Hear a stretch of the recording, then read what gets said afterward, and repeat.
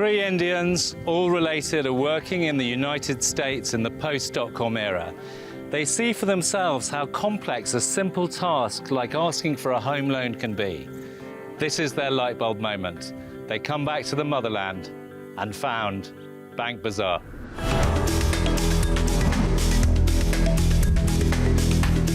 Are you tired of spending excessive time in queues for paperwork at a bank? The multitude of complex banking options and endless verification processes can also become overwhelming.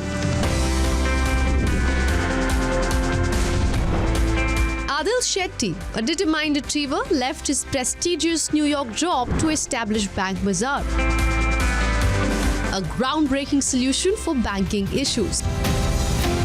Founded in 2008, this dynamic online marketplace empowers Indians with smarter financial choices. It easily compares savings, investments, loans, and insurance, providing essential information for optimal decisions. BankBazaar offers instant personalized rates for various financial instruments, simplifying choices like saving accounts, mutual funds, loans, and insurance. Addressing the complexity of India's banking, their transparent approach fosters fairness. Over the years, Adhil Shetty's BankBazaar has risen as a notable Fintech player in India. They have carved a special industry niche by spreading financial awareness and simplifying product selection. BankBazaar aids people in gaining awareness of their financial options, making it a pinnacle of startup success in India. Shetty says that despite coming from an affluent and well-educated family, the drive to succeed has helped him with establishing BankBazaar as a top fintech firm in India. The co-founder believes in long-term growth, and as such, he speaks of decadal growth as one of his top objectives. BankBazaar's mission is to democratize finance and improve financial inclusion.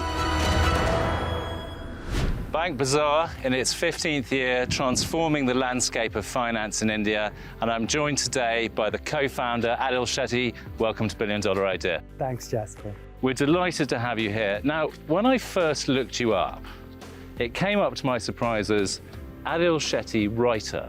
And then I read some of your writing, and it occurred to me, are you a frustrated philosopher stuck within a corporation? So, actually, interestingly, my mother was an author. She published 12 books on innovation, and I've always seen her as my inspiration. I think I enjoy business, Jasper. So I enjoy reading. My wife enjoys reading. We have books all over our house, but I enjoy challenging myself in business, working in fintech. It's something that excites me. Now, all kinds of books or just business books? Actually, it's mostly fiction. So right now I'm actually reading Amitabh Ghosh, but it's his latest book about the influence opium has had across the world, across industry. Yeah. Before that, I was reading a book which is based in New York by Hernan Diaz called Trust. It's again about a business family which is into questionable circumstances because they make money in the Great Depression. So mostly fiction, but I do read books on management and psychology because I find it fascinating that, like finance, this is such an important topic, right? How do we manage depression, our downs, but no one teaches us about it. Okay, so you love stories, and we're going to talk about your personal story in building BankBazaar, Adhil. Was that frustration at Deloitte? Was it something to do with your parents? Where did this idea come from? I'm not sure what the exact answer is. I think it's a combination of everything, but this idea existed. And when the idea existed, right, I didn't know that I was going to do it this year or the next year or the year after, but the idea was implanted in my head that I wanted to be an entrepreneur in India. So when my brother Arjun and Rati came back and said, hey, we went through this tough experience, getting a home loan, there's so much paperwork, can we create a platform or a system that does it really quickly? I just took the leap. So that's how it happened. And in terms of the idea itself, right? And you're quite right, whether it's inception or these unicorn businesses, it has to start somewhere. But at the time, did you and your co-founders see this as a billion-dollar idea, or did you see this as a place to start your journey? I think I saw it as a place to start my journey and a belief that this was a good idea, because Arjun had worked for Amazon. He was doing co-branded credit cards with them. He had domain expertise. I wanted to challenge myself more. And it felt that this idea could work. Talk to me a bit about how you've evolved the business, right? Was it, so good idea, leap of faith. Could you see the destination clearly and have been working your way to it? Or were you just setting off hopefully? So when we started this business, we were offering banks products, off-the-shelf products, but we were offering it digitally. But now if you look at BankBazaar, right, we have co-branded products where our logo is on every card that the consumer has. So today when people buy credit cards on BankBazaar, we have a co-brand called FinBooster, we have a co-brand called SaveMax, and BankBazaar will stay with you to manage the entire journey of the product. Finance is essentially complicated stuff and often obfuscated in jargon, confusing terms. And BankBazaar tries to simplify finance for the common man. And BankBazaar as a company, as a culture, helps us develop and foster that intellectual curiosity required to demystify the complexities of finance. Just talk to me about the hard bits of the journey. So for example, Adhil, when you first went to the banks, knocking on the door, was that hard? Did they tell you to get lost? I mean, banks here are big and sometimes conservative. Yeah, so Jasper, I'd say the two hardest times we've been through, right, at BankBazaar. Firstly was getting the first contract, right? Okay. Because you have not built a product, you don't have a consumer base. So to convince the first bank was very tough, right? To tell them that, hey, we'd build a platform, today we have 60 million registered users, that we'd build that base and we'd help offer their product to that base. The first bank was very, very tough. But the nice thing is, once you do the first one, the second one is easier and easier. And what was the secret, if any, Adhil, to breaking down the door of the first one? I think it's a combination of being at the right place at the right time, because the bank is at that point in time looking for a solution. The bank is not the biggest bank, so they don't have everything built out. So they're willing to go with a new player. They're willing to experiment. So I think it's being at the right place at the right time. But Jasper, what I've realized is the hard part just doesn't end at the first step. Not the first. It's not over after the first kit. In 15 years, the iteration comes back in various formats. So just think about COVID, right? So the company is doing well, we're near profitability, and the entire country shuts down, and video KYC is not yet gone live. So I can't give you a product until I come to your house, and I can't come to your house because the country is in a lockdown. But now when we look back on it, right, that did two things for India. So one, the RBI opened up video KYC and we didn't have to come to your house. For the very first time in the history of India, we could offer you any loan amount, any credit card without having met you. In 3 months, every bank adopted it.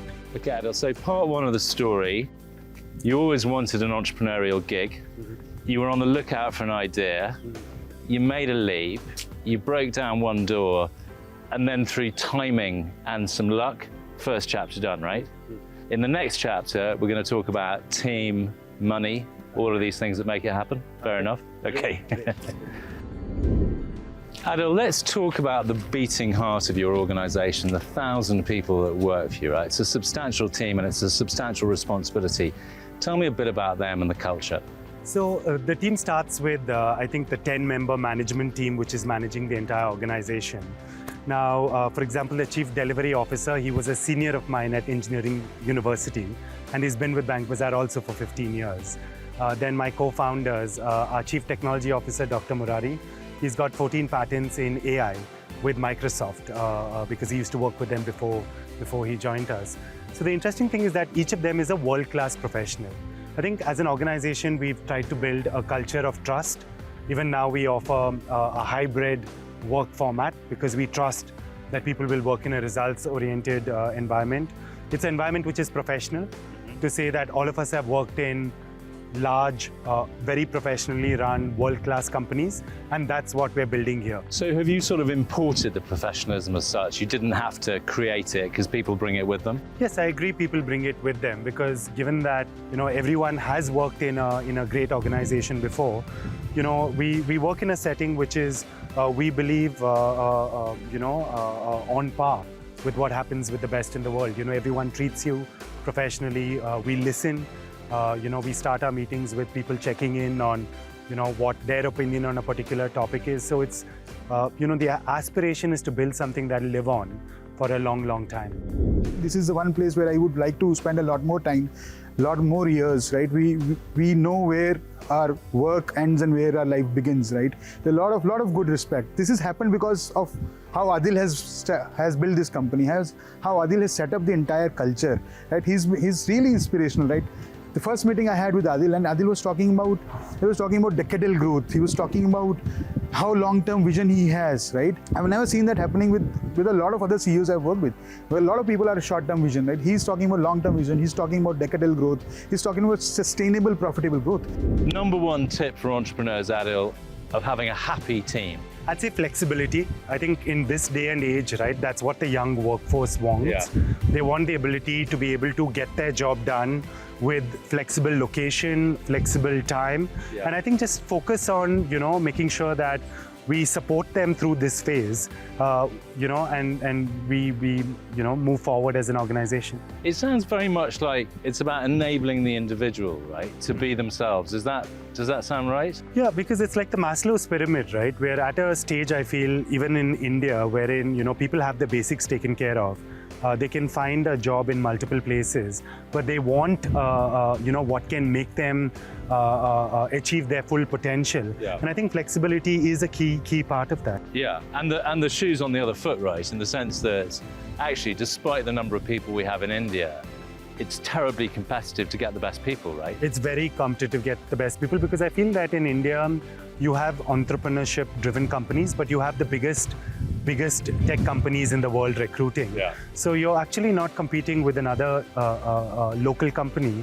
You're competing with the big FANG companies out here. Yeah, you start with 1.4 billion, but the addressable market for your team is much, much smaller, right? Yeah.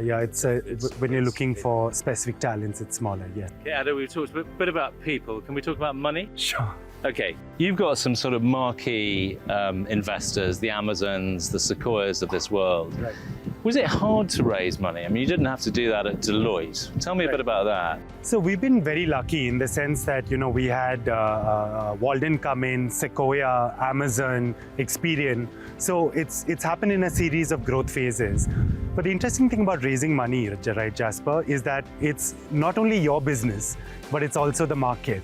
And the two have to. It's the sentiment as well. It's the sentiment, right? So when you're ready and your business is ready to take it to the next level, you need the sentiment to match where the investors are coming in. So I think a business needs to have the staying power, because you might be ready, but the market might not be ready. But that should not, put you in a tight spot. You need to be able to hold on until the market comes around. Yeah, it's interesting, isn't it? When we talk to entrepreneurs, there's always a kind of element of positive fate, right? What looks apparently negative actually turns out to be positive. But Adhil, tell me this, right? You've been lucky because you've had, some of us, like myself, have to go and beg for money. Mm-hmm. Others, like yourself, have people lining up. But all other things being equal, Adhil, how do you pick one investor from the other? I think a couple of things. One is who can help you more than the money, right? So let's say you have an aspiration and that investor has worked with another entrepreneur in a different field, but help them attain that aspiration. I think that makes a difference. So let's say that we want to be able to, grow the company such that, it's a platform which is a public platform. So who's helped other companies move in that direction to take the company public? That could help. The second thing I feel is just the relationship one has with that individual. Because like with a marriage, right, you go through ups and downs, but do you trust that that person is going to put your common interest and work towards building to the future, right? And I think that personal rapport and that trust is also very important. And did it take you a while to figure out who you had rapport with? Was that a journey for you? It is a journey, right? Because it shows in the tough times. You learn about yourself, you learn about what you need to improve when you fail. So even with an investor, right, you learn about, who's going to have your back, who's going to help you through this when you go through your hard times, when you fail. Yeah, kind of like marriages. It's all fine in the honeymoon period. Sure. But the marriages show their true salt. Absolutely. In the downtimes. Absolutely. Okay, very good. So in the next part, we're going to talk a bit about India. Okay. Where you're going and what it's for. Fair enough? Okay. Adhil, as a named tech entrepreneur in India, you're standing on the shoulders of giants like Nandan Nilekani, right? You're involved in the whole argument around technology in India. Talk to us a bit about where all that's going. Right. So, see, Nandan's an inspiration for all of India, and he's an inspiration because not only is he a successful entrepreneur, but he's contributed so much to public policy and to taking India where it should go, in addition to philanthropy. So the interesting thing that Nandan and his entire team has created, right, is India is today famous for digital public goods. So what happens in many countries is if you want to sign a document, you go to a DocuSign. If you want to prove your identity, you go to a private service provider. In India, all those services, payments, identity, signatures are all provided for free, in most cases, by government infrastructure. So the government has opened up all of this public infra and said, companies build, and it's very, very unique and world-beating. But what's very, very interesting about India today, right, is we're building digital policy, such as the Digital India Act, the Digital Privacy Act. All these laws are going to govern how India evolves in the next 20 years. So I think it's very important for entrepreneurs and industry to work closely with policymakers. So it's very important we engage, right? Because once these laws are framed, they essentially are going to set the direction for the entire digital economy of India for the next 20 years, and they're being drafted as we speak. Okay, so you getting involved in regulatory stuff is sort of enlightened self-interest, Adhil, but what's that been like? Has it been very frustrating? Is it something you enjoy as a contrast? Talk to us about that. No, I enjoy it, right? Because I feel that one of the ways that I can contribute also is that these areas are so rapidly evolving that even America doesn't have any regulation around AI. But India is working on AI guardrail. Just staying on India, Adhil, right? Here you are, most digital payments in the world, biggest number of Facebook users, many kind of mind-blowing statistics. Right. How do you find doing business in India? That's the old topic of, is it harder to do it here than it would be back in the States where you cut your teeth? So let's break this into two parts. So the opportunities in India. So let me give you a statistic, right? So BankBazaar was able to grow 60% last year. We completed our audit, we're filing today. In 1 year. In 1 year, we grew 60% because the entire Indian credit market, right, is growing at 20% every year. In the US, the same statistic, right, is in single digit.